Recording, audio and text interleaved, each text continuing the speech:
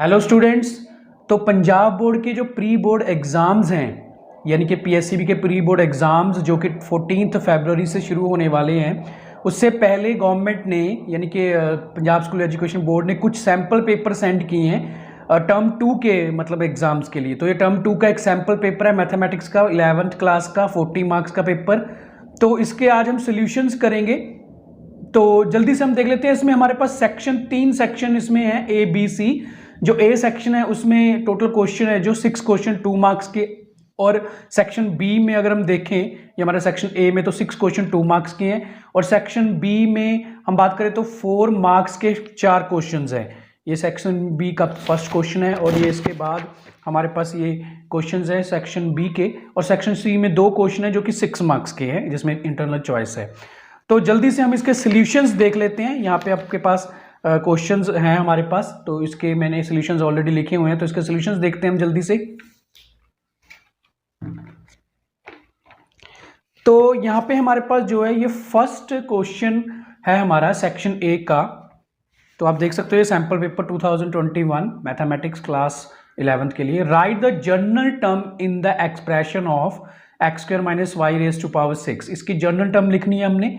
तो general term के लिए हम लिखेंगे पहले the general term of expansion a plus b raise to power n as. अगर हमारे पास ऐसी कोई बाइनोमियल टर्म को एक्सपैंड करना है हमने, तो हमारे पास टर्म फाइंड करने का जो formula T r plus one is equal to n C r a raise to power n minus r b raise to power r होता है। तो हमको जो गिवन इक्वेशन है x square minus y raise to power 6, उसमें n हमारे पास 6 है, ए हमारे पास एक्स स्क्वायर और बी की वैल्यू माइनस वाई के इक्वल है। तो इसमें हम इस फॉर्मूले में यानी कि इस जनरल टर्म के फॉर्मूले में ये वैल्यू सब्स्टिट्यूट कर देंगे 6cr x square 6 minus r y minus y raise to power r. तो आपको पता है ये कॉम्बिनेशन हम 6 factorial over r factorial 6 minus r factorial से एक्सपैंड करते हैं हम इसको, तो ऐसे एक्सपैंड कर दिया जाएगा। देन इसको हम थोड़ा सा रीअरेंज करेंगे अगर, तो हमारे पास जो इस तरह की सिचुएशन बन जाएगी, और इसी को हम जनरल टर्म यानी कि फर्स्ट क्वेश्चन का आंसर कहेंगे ना। उसके बाद हम देख लेते हैं नेक्स्ट क्वेश्चन क्या है हमारा। Second question, find the angle between the x axis and the line joining the points 3 - 1 and 4 - 2। ये सेकंड क्वेश्चन है सेक्शन ए का 2 मार्क्स का। तो इसमें हमको पता है वी नो द स्लोप का हमारे पास जो फॉर्मूला होता है y2 - y1 upon x2 - x1 के इक्वल होता है। अब गिवन इक्वेशन में या गिवन सम में हमको x1 3 गिवन है, y1 -1, x2 4 and y2 -2।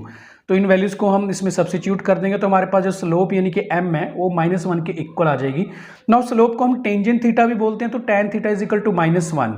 Now tan theta is equal to -1 यानी कि tan थीटा माइनस π/4 में इसकी वैल्यू 1 होती है, तो इसको हम लिखेंगे पाई माइनस π/4, इसको पॉजिटिव बनाने के लिए इसके क्वाड्रेंट में, तो ये 3π/4 बनेगा। इसका मतलब थीटा हमारे पास 135 डिग्री आ जाएगा। ये सेकंड क्वेश्चन का हमारा आंसर हो जाएगा ना। उसके बाद हम देख लेते हैं नेक्स्ट क्वेश्चन हमारा, क्वेश्चन नंबर 3, सॉरी ये क्वेश्चन नंबर 2 ही है, उसमें और है हमको चॉइस दी गई है सेकंड क्वेश्चन में, तो उसका और पोर्शन भी मैंने सॉल्व किया हुआ है। Find the distance of the point -1 1 from the line 12x + 6 5 y - 2। The distance of the line, इसका सोल्यूशन देख रहे हैं हम। The distance of the line ax + by + c is equal to 0 from a point x1, y1 as. तो d का हमारे पास जो formula होता है ax1 + by1 + c, ये मॉडुलस है, मतलब इसमें जो भी वैल्यूज आएगी वो पॉजिटिव ही होगी, √a² + b²। Now the given line हमारे पास क्या है 12x + 6 is equal to 5 y - 2। तो इसको हम सॉल्व करके हमारे पास एक इक्वेशन बन जाएगी। तो इसको अगर हम इस इक्वेशन से कंपेयर करेंगे लाइन की इक्वेशन से, तो हमारे पास a है जो वो 12 आ जाएगा, b हमारे पास -5 है, c की वैल्यू 82 के इक्वल बन चुकी है हमारी। x1 हम -1 लेंगे जो हमको गिवन पॉइंट है -1 and 1, तो x1 हमारा -1 है, y1 हमारा 1 है। तो इस फॉर्मूले में हमने ये सारी वैल्यूज है जो सब्स्टिट्यूट कर देनी है। तो हमारे पास सब्स्टिट्यूट करने के बाद ये 65/13 बन जाता है, जो कि हम लिख सकते हैं 5 यूनिट्स। तो डिस्टेंस हम इसमें 5 यूनिट्स के इक्वल लेंगे। तो ये था सेकंड और पार्ट ना। उसके बाद थर्ड क्वेश्चन देख लेते हैं हम, सेक्शन ए का ही थर्ड क्वेश्चन जो 2 मार्क्स का क्वेश्चन है। Find the coordinates of the focus axis, the equation of directrix and the length of latus rectum of the parabola represented by the equation x² - 16y। तो हमारे पास जो given equation है वो x² - 16y है। इसको compare करेंगे हम x² = -4ay से, जो कि हमारा डाउनवर्ड पैराबोला बनता है। तो -4a हमारे पास -16 के इक्वल आ गया दोनों को कंपेयर करने पर, और ए की वैल्यू हमारे पास 4 आ चुकी है। तो अगर हम डाउनवर्ड पैराबोला की बात करें तो इसमें जो फोकस होता है वो 0 - a के इक्वल होता है। तो a हमारे पास ऑलरेडी 4 आ चुका है, तो 0 - 4 इसके फोकस यानी कि इसका फर्स्ट जो हमने पार्ट था वो कैलकुलेट कर लिया। नाउ इक्वेशन ऑफ डायरेक्ट्रिक्स इसकी y is equal to a के इक्वल होगी, इक्वेशन ऑफ डायरेक्ट्रिक्स तो y इज इक्वल टू 4 के इक्वल आ चुका है। The length of latus rectum 4a के इक्वल होता है, तो a हमारे पास ऑलरेडी आ चुका है 4, तो 4 × 4 16। तो ये तीनों वैल्यूज हमने कैलकुलेट कर ली है। थर्ड क्वेश्चन था हमारा सेक्शन ए का। ना उसके बाद हम देख लेते हैं नेक्स्ट क्वेश्चन हमारा फोर्थ क्वेश्चन। फोर्थ क्वेश्चन क्या है? फोर्थ क्वेश्चन है the ratio in which the y z plane divide the line segment formed by the joining the points -2, 4, 7 and 3, -5, 8। तो इसमें हमने सेक्शन फॉर्मूला ही अप्लाई करना है। हमको पता है ये हम लोअर क्लासेस तक करके आए हैं। तो ए बी हमारे पास दो पॉइंट्स है, उनकी रेशियो कैलकुलेट करनी है हमने। के रेशियो 0, के रेशियो 1 लेते हैं हम उसको। तो यहाँ पे हमको वाई जेड प्लेन गिवन है, तो हम इसमें जो हमारा एक्स एक्सिस पॉइंट है वो 0 लेंगे। तो एक्स का जो फॉर्मूला होगा हमारे पास वो क्या होगा, 3 × k 1 × -2 अपॉन k + 1। बट हमारा x तो 0 के इक्वल है वाई जेड प्लेन के लिए, तो हम इस x की जगह पे 0 लिख देंगे। तो हमारे पास ये 3k - 2 = 0, k 2 रेशो 3k हमारे पास इक्वल आ जाएगा। और ये फोर्थ क्वेश्चन का हमारा आंसर बन जाता है।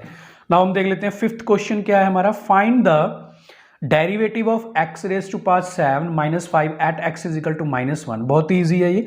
इसको हम लेट कर लेते हैं। पहले हमको गिवन इक्वेशन को y लेट कर लिया हमने, x raised to power 7 - 5।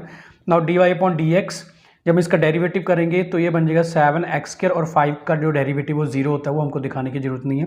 Now x की वैल्यू -1 हम इसमें सब्स्टिट्यूट करेंगे, तो आपको पता है ये इवन पावर होने के कारण ये सिर्फ 1 ही आ जाएगा, और 7 हमारे पास फाइनली इसका आंसर बन जाएगा। नाउ इसका ही और पार्ट है, इसमें चॉइसेस दी गई हैं। एग्जाम में आपने अगर आए तो उसमें आपने दोनों सम नहीं करने, दोनों में से एक करना है, तो दोनों में से एक के मार्क्स मिलेंगे। पर मैंने आपको सैम्पल पेपर के और पोर्शन भी आपको सॉल्व करके दिखा रहा हूँ।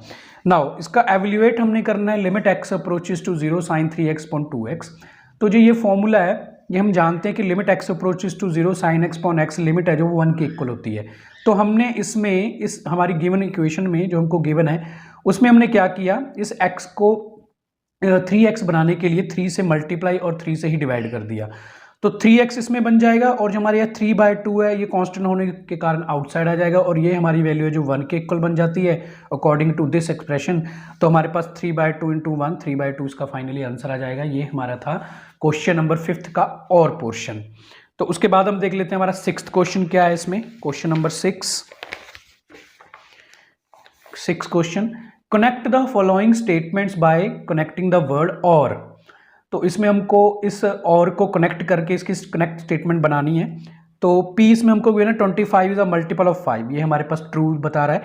25 इज अ मल्टीपल ऑफ 7, ये हमारे पास फॉल्स है। बट हमने इनके बीच में और यानी कि और को इंट्रोड्यूस करना है, और यानी कि प्लस करना है हमने इन दोनों स्टेटमेंट्स को। द कंपाउंड स्टेटमेंट इसमें ट्रू होगी। क्यों होगी? क्योंकि P इज अ ट्रू, इसमें P ट्रू है and Q is a false है, और दोनों के बीच में जो कनेक्टिंग वर्ड है वो और है, और ट्रू और फॉल्स जो होता है वो ट्रू के इक्वल ही होता है। तो इसमें देयरफॉर कंपाउंड स्टेटमेंट जो है इसमें हमारे पास ट्रू बनेगी। तो स्टूडेंट्स ये थे हमारे को टोटल 6 क्वेश्चन, यानी कि हमारा सेक्शन नंबर ए है। तो मैंने पहले भी +2 क्लास की भी जो है मतलब सैम्पल पेपर अपलोड किए अपने चैनल पे, पर उसमें मेरे को ज़्यादा रिस्पांस नहीं मिला। हो सकता है उसमें स्टूडेंट्स को अपने एग्जाम्स के बारे में कुछ ज़्यादा पता नहीं था, उनको प्री बोर्ड अनाउंस नहीं हुए थे, इसलिए वो ज़्यादा ध्यान नहीं दे रहे थे। लेकिन अब हो सकता है स्टूडेंट्स इन वीडियोज़ को मेरी देखें, क्योंकि अब उनके लिए ज़रूरी है, उनको प्री बोर्ड और फाइनल एग्जाम्स की तैयारी करनी है। तो आपने मेरे को कमेंट करके बताना है कि आपको क्या इस सैम्पल पेपर का सेक्शन बी और सेक्शन सी का भी सोल्यूशन चाहिए। तो मैं इसके लिए अगली वीडियो बनाऊंगा, क्योंकि वीडियो ज़्यादा बड़ी हो जाती है। तो अगर आप कमेंट करके मैक्सिमम स्टूडेंट्स मेरे को रिप्लाई करेंगे तो मैं ज़रूर section B and section C का सोल्यूशन भी इसी चैनल पे 1-2 दिन में अपलोड कर दूंगा। ओके स्टूडेंट्स, हमारे चैनल के साथ बने रहिए, और हमारे टेलीग्राम चैनल को भी ज्वाइन कर लीजिए, लिंक मैंने डिस्क्रिप्शन में दे दिया है। Keep studying, take care and bye.